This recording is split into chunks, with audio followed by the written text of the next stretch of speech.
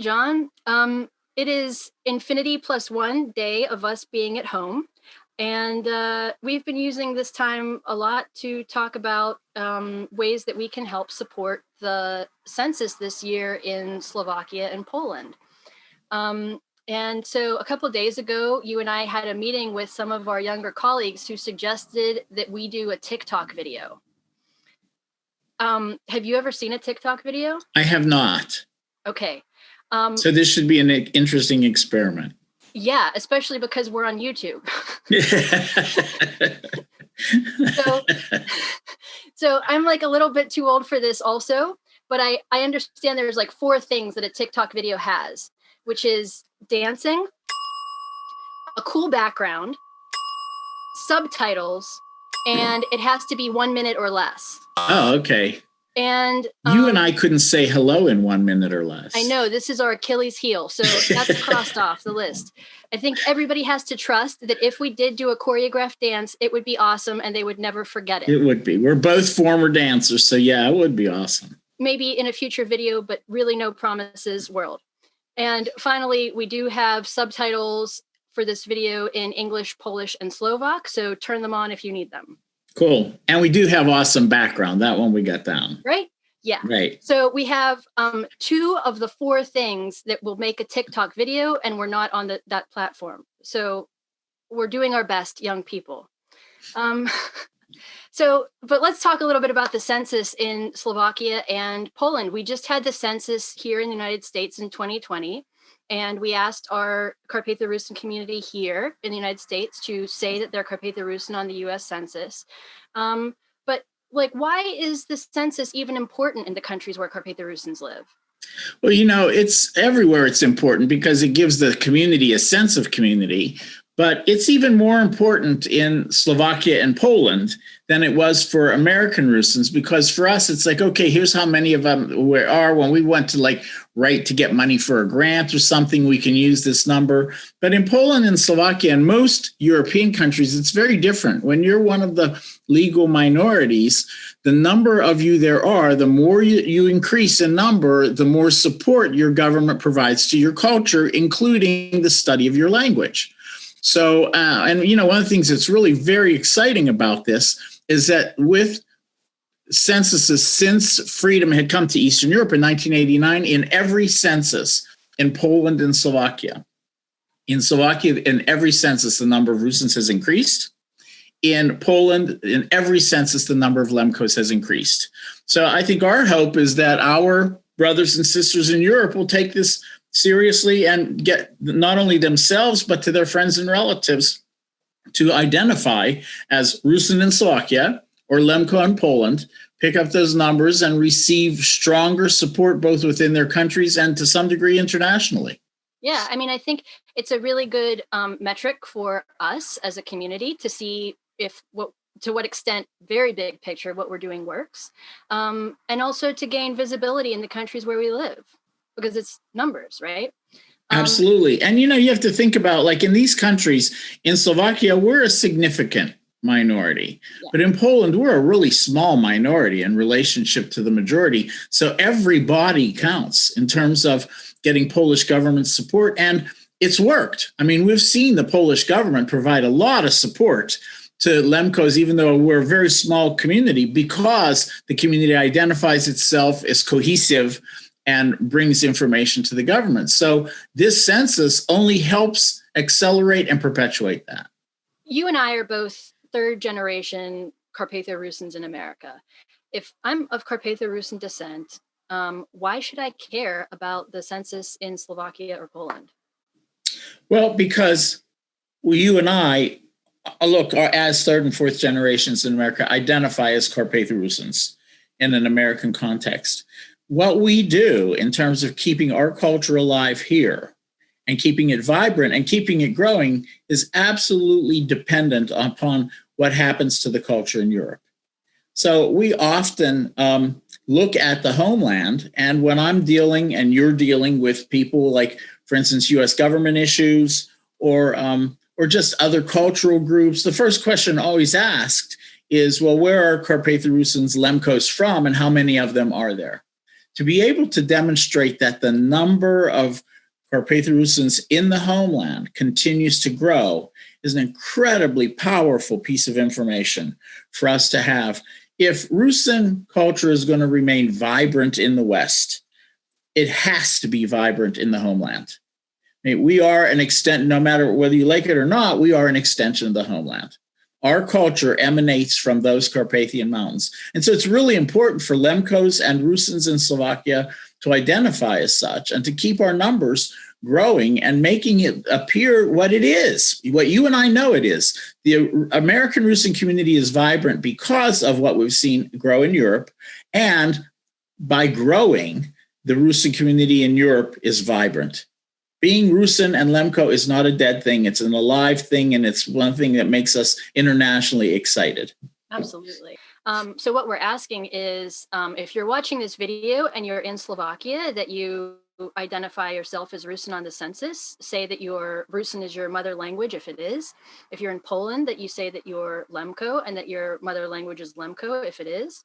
And if you're in the United States or Canada, that you reach out to your friends and relatives in Slovakia and Poland and encourage them to do the same. This is a really good chance just for some like simple outreach. And, you know, it's the winter time and, you know, we're not going anywhere, but we can definitely be in touch with each other still the way you and I are now. You all know plenty of people in Poland and Slovakia that you can send this message to and say, hey, make sure, but not so. I mean, most of the ones you know are already self-identifying.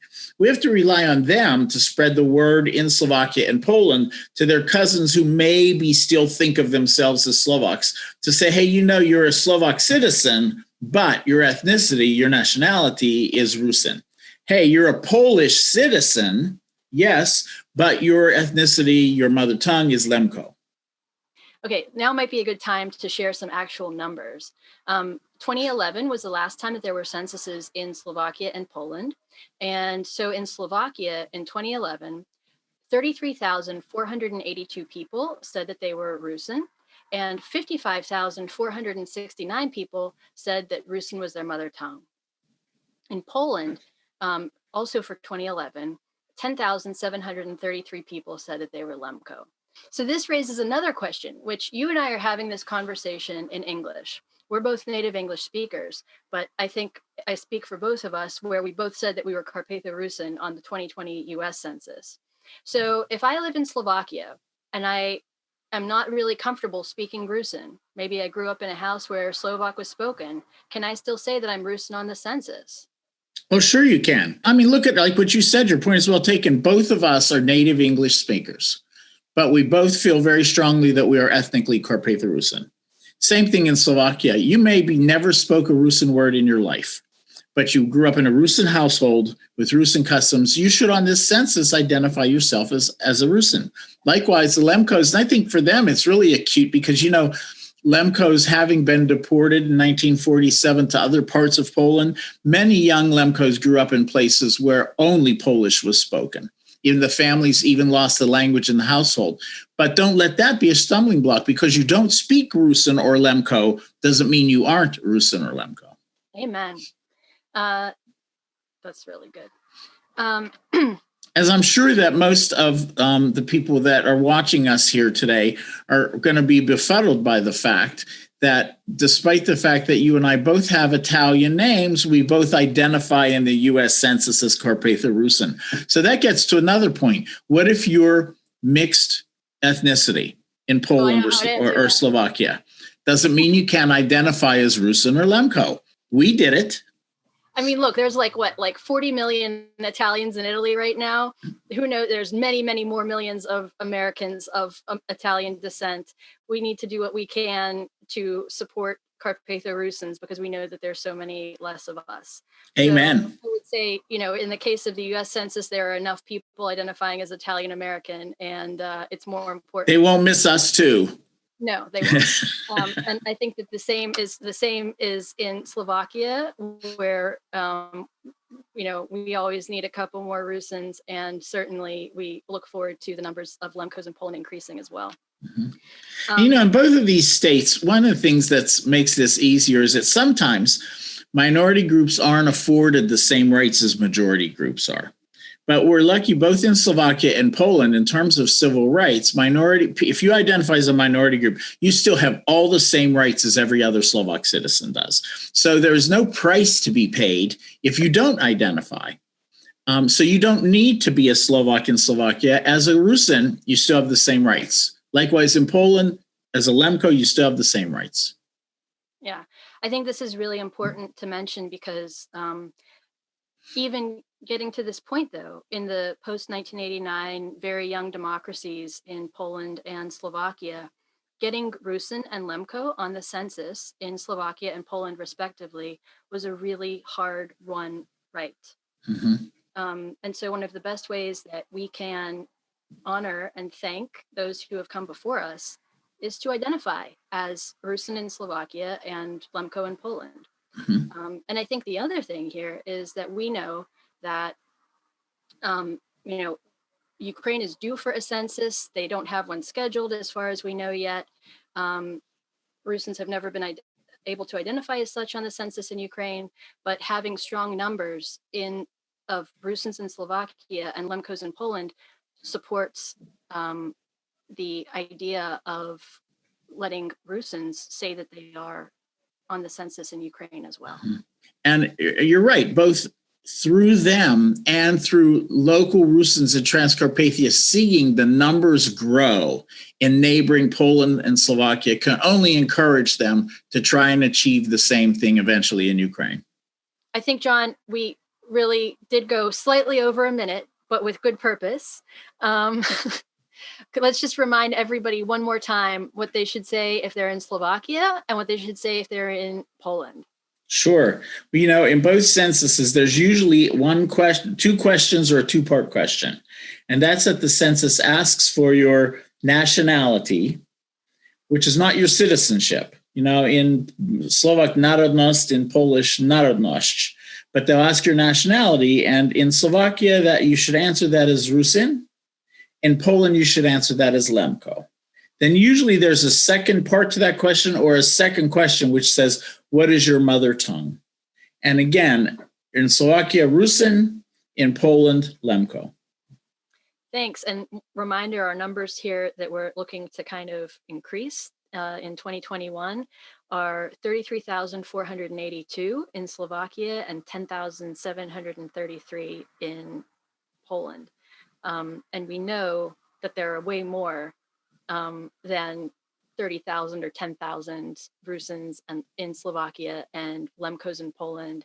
And we look forward to seeing our community grow even more in 2021. Mm-hmm. And I have confidence in that. Yeah, me too. Thanks for watching, everybody. And John, I hope we'll see you in real life soon. Amen.